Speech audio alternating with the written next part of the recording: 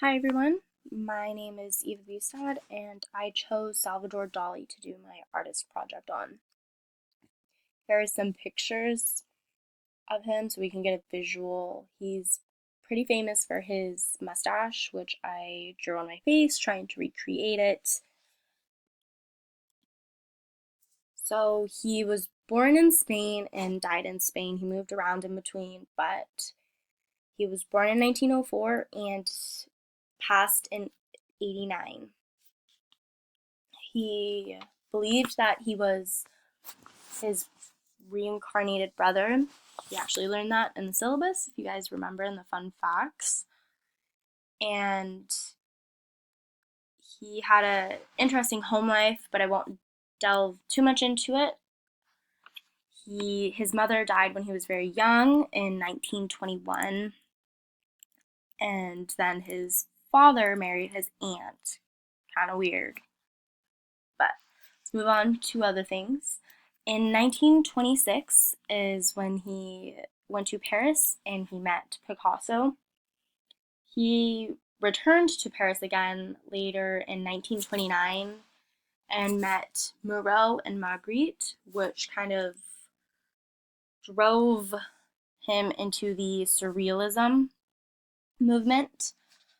He used Magritte kind of as a base of the dreams and then made it more sexual in nature and used his own themes that I'll talk about later.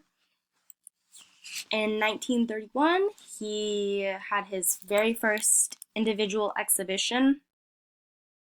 In 1945, he actually went to Hollywood to work with Alfred Hitchcock in the film Spellbound. Kind of cool. He wasn't just a painter, he worked with film and sculpting.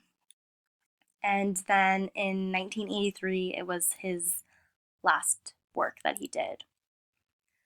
So, some history that was going on in that time, there was World War One, that was 1914 to 1918, and that was when he was young, and so it kind of he was in the time where there was the Dada movement of everyone being like hating on war and being pissed off about it. And in 1939, Francisco Franco came into leadership. He was a fascist in Europe and Spain, and that same year there was World War II that started. So there was a lot of dark, dismal stuff going on, and so that kind of ended the surrealism movement that was occurring in between World War I and World War II, and so propaganda took place. But when that happened, along with other surrealists, Salvador Dali moved to New York so that he could continue with the surrealism movement over in the Americas.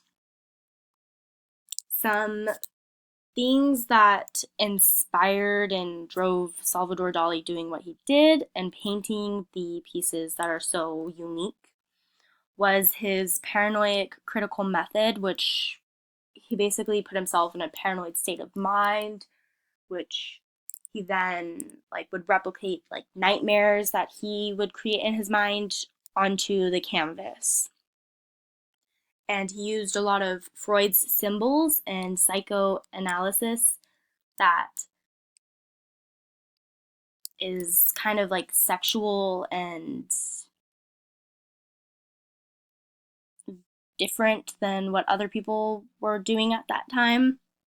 He used three themes throughout, all of his work basically, and that's man's universe and sensations, sexual symbolism, and ideographic imagery. So you can kind of see throughout his work which one is which. So here's some of his work.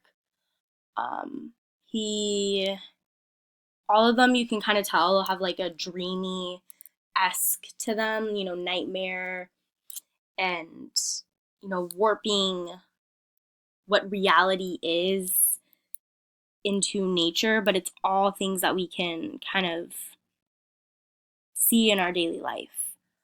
One of his most famous is actually the third, The Persistence of Memory. Apparently, he called this a self-portrait. If you can see on the right here, it's kind of like a face. So that's supposedly him.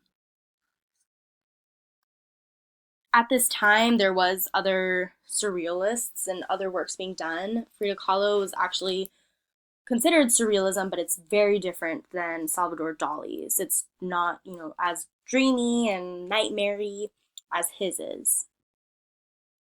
So clearly, the function is self-expression.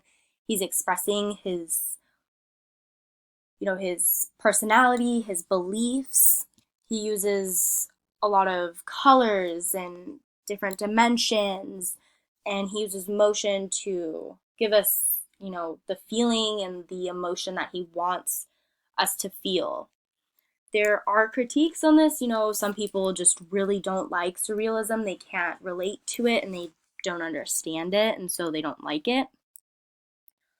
George Orwell, who's not really a critic, we know him for writing, he actually said that even though he does not like surrealism, it's not okay to bash on it because it is new talent. You do need to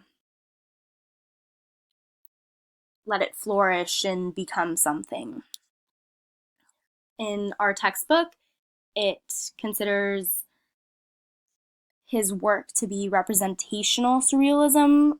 So he uses a lot of symbols that, mean things to him and to other people.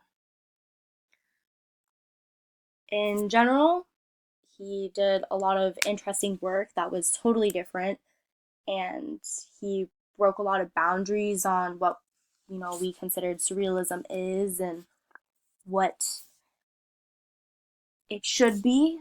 I think that he was a great artist. So yeah, this is my works cited page. So thanks for listening, guys.